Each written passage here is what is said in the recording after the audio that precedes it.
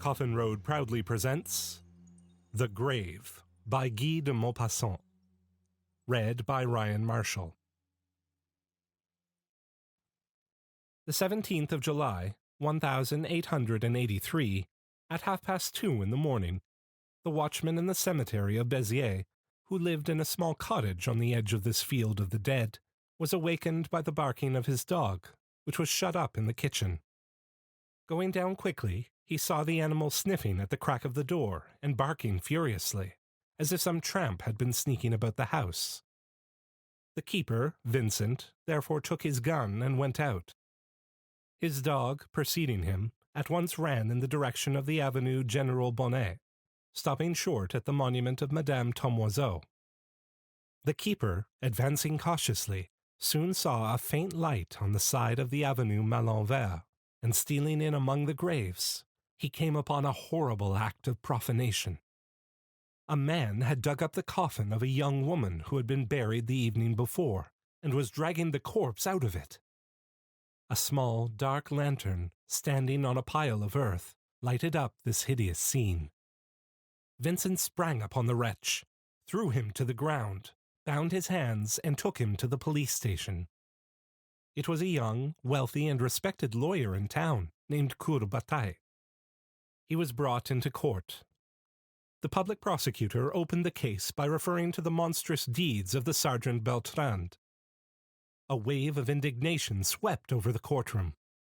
When the magistrate sat down, the crowd assembled cried, "Death! Death!"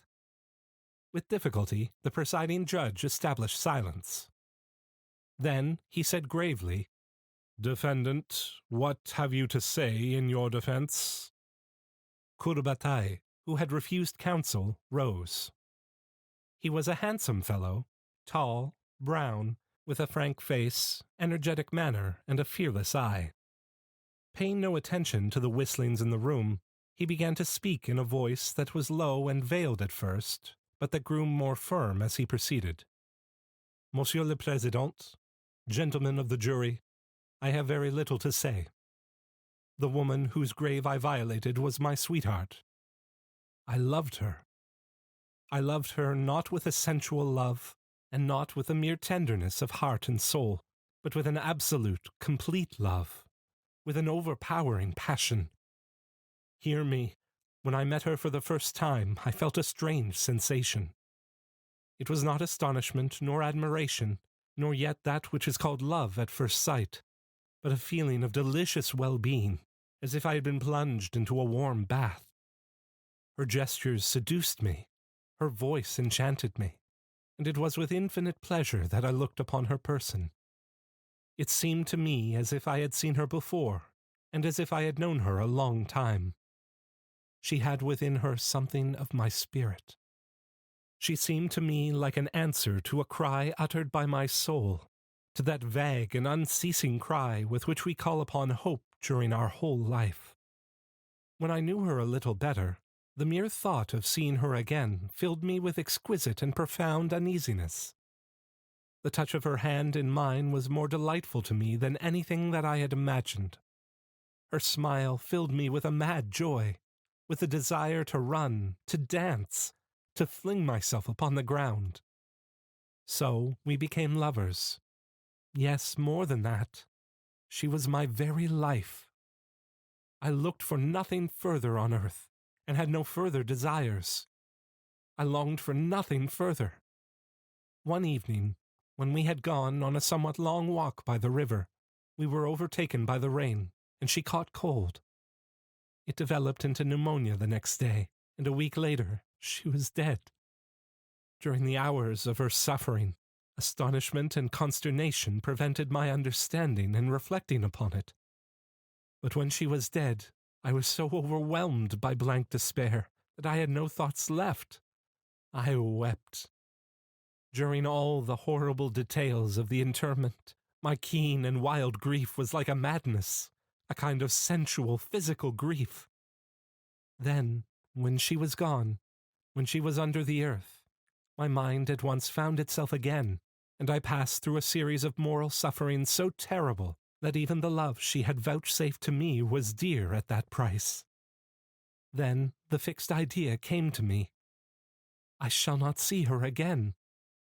When one dwells on this thought for a whole day, one feels as if he were going mad. Just think of it.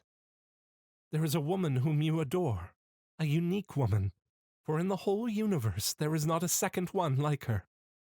This woman has given herself to you, and has created with you the mysterious union that is called love. Her eye seems to you more vast than space, more charming than the world. That clear eye smiling with her tenderness. This woman loves you. When she speaks to you, her voice floods you with joy. And suddenly she disappears? Think of it. She disappears, not only for you, but forever. She is dead. Do you understand what that means? Never, never, never. Not anywhere will she exist anymore. Nevermore will that eye look upon anything again. Nevermore will that voice, nor any voice like it, utter a word in the same way as she uttered it. Nevermore will a face be born that is like hers. Never, never. The molds of statues are kept. Casts are kept by which one can make objects with the same outlines and forms. But that one body and that one face will never be born again upon the earth. And yet millions and millions of creatures will be born, and more than that, and this one woman will not reappear among all the women of the future. Is it possible? Is it possible? It drives one mad to think of it. She lived for 20 years, not more, and she has disappeared forever, forever, forever. She thought, she smiled, she loved me, and now nothing. The flies that die in autumn are as much as we are in this world, and now nothing. And I thought that her body, her fresh body, so warm, so sweet, so white, so lovely, would rot down there in that box under the earth. And her soul, her thought, her love, where is it? Not to see her again. The idea of this decomposing body that I might yet recognize haunted me. I wanted to look at it once more. I went out with a spade, a lantern, and a hammer. I jumped over the cemetery wall, and I found the grave, which had not yet been closed entirely. I uncovered the coffin and took up a board. An abominable odor, the stench of putrefaction, greeted my nostrils. Oh, her bed perfumed with orris. Yet I opened the coffin, and holding my lighted lantern down into it, I saw her. Her face was blue, swollen, frightful. A black liquid had oozed out of her mouth. That was she. Horror seized me, but I stretched out my arm to draw this monstrous face toward me. And then I was caught.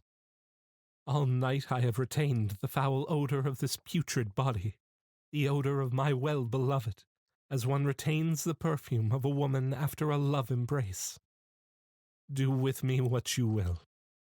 A strange silence seemed to oppress the room. They seemed to be waiting for something more. The jury retired to deliberate. When they came back a few minutes later, the accused showed no fear and did not even seem to think.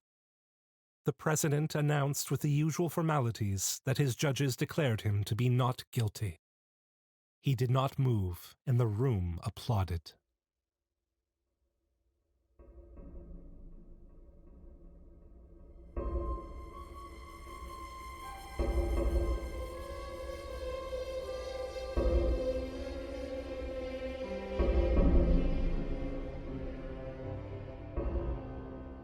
Thank you for listening to this Coffin Road production of The Grave by Guy de Maupassant. Read and produced by Ryan Marshall. Theme music by Andrei Sitkov. Photography by Kenny Orr.